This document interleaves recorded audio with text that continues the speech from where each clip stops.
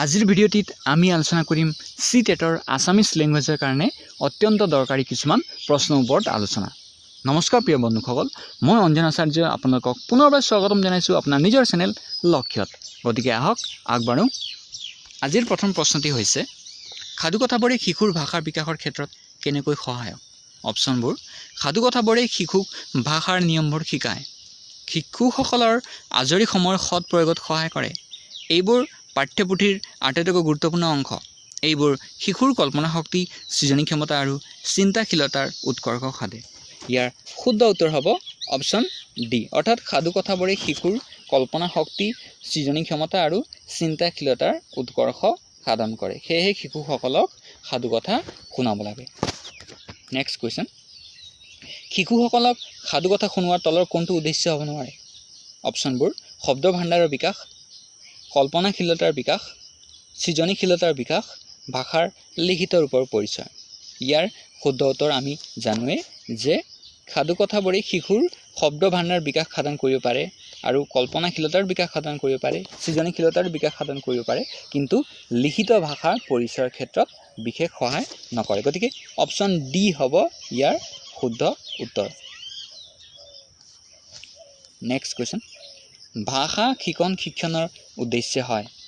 অপশ্যনবোৰ: নিজৰ কথা স্পষ্ট কৰিবলৈ যুক্তি দিবলৈ শিকোৱা, মনৰ ভাৱ ব্যক্ত কৰিবলৈ শিকোৱা, বিভিন্ন পৰিস্থিতিত ভাষাৰ উপযুক্ত প্ৰয়োগ শিকোৱা, আনৰ কথা বুজিবলৈ শিকোৱা।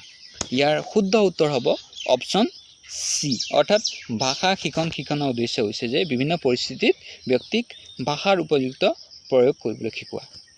যদি ব্যক্তিয়ে বিভিন্ন পৰিস্থিতিত ভাষাৰ উপযুক্ত প্ৰয়োগ কৰিব পাৰে তেন্তে নিজৰ মনোভাৱ সহজভাৱে ব্যক্ত কৰিব পাৰিব বা নিজৰ কথা স্পষ্ট কৰিবলৈ যুক্তি দিব পাৰিব। গতিকে অপশ্যন চি হ'ব ইয়াৰ সঠিক উত্তৰ। বন্ধুসকল, আপোনালোকে মন কৰিব যে CTETত প্ৰশ্নৰ উত্তৰবোৰ অপশ্যনবোৰ একাধিক শুদ্ধ হ'ব পাৰিব, অৰ্থাৎ এটাতকৈ বেছি দুটা বা তিনিটা অপশ্যনো কেতিয়াবা শুদ্ধ হ'ব পাৰিব। তেতিয়া আমি চাম যে প্ৰশ্নৰ সৈতে আটাইতকৈ ওচৰৰ ক্ল'জ অপশ্যনটো কোনটো আছে, সেই অপশ্যনে শুদ্ধ হ'ব। আগবাঢ়িছোঁ। ৰীতাই অষ্টমমানত অসমীয়া পঢ়ায়, তাই তলৰ কোনটো সৰ্বাধিক গুৰুত্ব দিব? অপশ্যনবোৰ: অলংকাৰ শিকোৱা, ছন্দ শিকোৱা, পঠন কৌশল শিকোৱা, বিভিন্ন প্ৰকাৰৰ সাহিত্যৰ পৰিচয় কৰোৱা। গতিকে ক্লাছ 8ত ভাষা শিক্ষকে আটাইতকৈ বেছি গুৰুত্ব কিহত দিব? ইয়াৰ শুদ্ধ উত্তৰ হ'ব অপশ্যন ডি, অৰ্থাৎ বিভিন্ন প্ৰকাৰৰ সাহিত্য পৰিচয় কৰোৱা, পদ্য সাহিত্য, গদ্য সাহিত্য বা নাটক বা প্ৰবন্ধ, এইবোৰ ছাত্ৰ ছাত্ৰীসকলক শিকাব লাগিব। গতিকে অপশ্যন ডি হ'ব ইয়াৰ শুদ্ধ উত্তৰ। নেক্সট কুৱেশ্যন, শিক্ষকৰ নিজা ভাষা প্ৰয়োগৰ দক্ষতাই। অপশ্যনবোৰ: শিশুৰ ভাষা প্ৰয়োগত কোনো ধৰণৰ প্ৰভাৱ নেপেলায়, শিশুসকলৰ আলংকাৰিক ভাষা প্ৰয়োগত উদগনি দিয়ে, শিশুসকলৰ ভাষা প্ৰয়োগৰ ক্ষেত্ৰত আদৰ্শ প্ৰস্তুত কৰে, শিশুসকলক ভাষা অনুকৰণত বাধ্য কৰে। ইয়াৰ উত্তৰ আমি জানোৱে যে শিক্ষকৰ যিকোনো কাৰ্যই হৈছে ছাত্ৰ ছাত্ৰীৰ কাৰণে আদৰ্শ। গতিকে শিক্ষকৰ ভাষা প্ৰয়োগৰ দক্ষতায়ো শিক্ষকৰ ছাত্ৰ ছাত্ৰীৰ সন্মুখত আদৰ্শ হৈ পৰে আৰু ছাত্ৰ ছাত্ৰীয়ে সেইখিনি শিকি যায়। গতিকে অপশ্যন চি হ'ব ইয়াৰ শুদ্ধ উত্তৰ, য'ত আছে যে শিশুসকলৰ ভাষা প্ৰয়োগৰ ক্ষেত্ৰত আদৰ্শ প্ৰস্তুত কৰে শিক্ষকৰ নিজা ভাষা প্ৰয়োগৰ দক্ষতাই।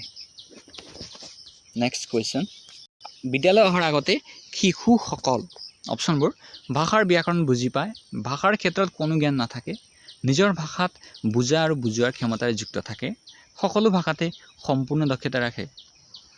আমি জানোৱে যে 3-4 বছৰ বয়সতে শিশুসকলে নিজৰ ভাষা সম্পূৰ্ণভাৱে শিকে আৰু নিজৰ ভাষা বুজিব পৰা হয়, লগতে নিজৰ ভাষাত আনক কিবা বুজাব পৰা হয়। গতিকে অপশ্যন চি হ'ব ইয়াৰ শুদ্ধ উত্তৰ। নেক্সট কুৱেশ্যন, আমাৰ অনুভৱক মূৰ্ত ৰূপ দিয়াত ভাষাৰ ভূমিকা গুৰুত্বপূৰ্ণ থাকে। ভাষাৰ শ্ৰেণীকক্ষত ইয়াৰ শৈক্ষিক তাৎপৰ্য হৈছে যে অপশ্যনবোৰ: ডায়েৰী লিখনত গুৰুত্ব দিব লাগে যাতে শিশুৰ লিখন পৰিপক্ক হয়, শিশুৰ অনুভৱক ওপৰত কথা পাতিব লাগে, শিশুৰ অভিজ্ঞতাবোৰ লিখিব লাগে, শিশুসকলক বিভিন্ন সন্দৰ্ভত অভিজ্ঞতা প্ৰদান তথা বিভিন্ন অনুভৱক নিজৰ লগত সংযোগ কৰিবলৈ সুযোগ দিব লাগে। গতিকে ইয়াৰ শুদ্ধ উত্তৰ ইয়াৰ প্ৰশ্ন যদি আমি ভালকৈ চাওঁ তেন্তে ইয়াত কোৱা হৈছে যে ব্যক্তিৰ অনুভৱক কেনেকৈ ভাষাৰ সৈতে প্ৰকাশ কৰিব পাৰি আৰু তাক শ্ৰেণী কক্ষত ব্যৱহাৰৰ কথা কোৱা হৈছে। গতিকে সেইফালৰ পৰা যদি আমি চাওঁ তেন্তে অপশ্যন ডি হ'ব ইয়াৰ সঠিক উত্তৰ, য'ত আছে শিশুসকলক বিভিন্ন সন্দৰ্ভত অভিজ্ঞতা প্ৰদান, অৰ্থাৎ বিভিন্ন সন্দৰ্ভত যে শ্ৰেণীকক্ষৰ ভিতৰতো আৰু শ্ৰেণীকক্ষৰ বাহিৰৰ জগতৰ লগতো শিশুসকলক বিভিন্ন বাস্তৱ কৰ্মৰাজি সাহিত্যিক সাংস্কৃতিক বা সামাজিক আদি কৰ্মৰাজিত অংশগ্ৰহণ জৰিয়তে সিহঁতক যদি অভিজ্ঞতা অৰ্জনৰ সুযোগ দিয়া হয় তেতিয়া সিহঁতে ভাষা প্ৰয়োগৰ যথেষ্ট সুবিধা পাব আৰু এইদৰে সিহঁতৰ ভাষা শিকনৰ ক্ষেত্ৰত শিশুসকল আগবাঢ়িব পাৰিব। গতিকে অপশ্যন ডি হ'ব ইয়াৰ শুদ্ধ উত্তৰ। গতিকে প্ৰিয় বন্ধুসকল, আমি আজি কেইটামান গুৰুত্বপূৰ্ণ প্ৰশ্নবোৰ আলোচনা কৰিছোঁ। আমি আমাৰ নেক্সট ভিডিঅ'টিত ইয়াৰ পিছৰ প্ৰশ্নবোৰ আলোচনা কৰিম। যদি আজিৰ ভিডিঅ'টি ভাল পাইছে তেন্তে ইয়াক লাইক শ্বেয়াৰ আৰু কমেণ্ট কৰিবলৈ নাপাহৰিব। যদি আপুনি আমাৰ চেনেলটো এতিয়া প্ৰথমবাৰৰ কাৰণে চাইছে তেন্তে আমাৰ চেনেলটো ছাবস্ক্ৰাইব কৰিব, যাতে আপুনি টেট বা চিটেট সংক্ৰান্তীয় আমাৰ গুৰুত্বপূৰ্ণ ভিডিঅ'বোৰ সময়মতে পাব পাৰে। তেন্তে আজিলৈ ইমানেই, ধন্যবাদ।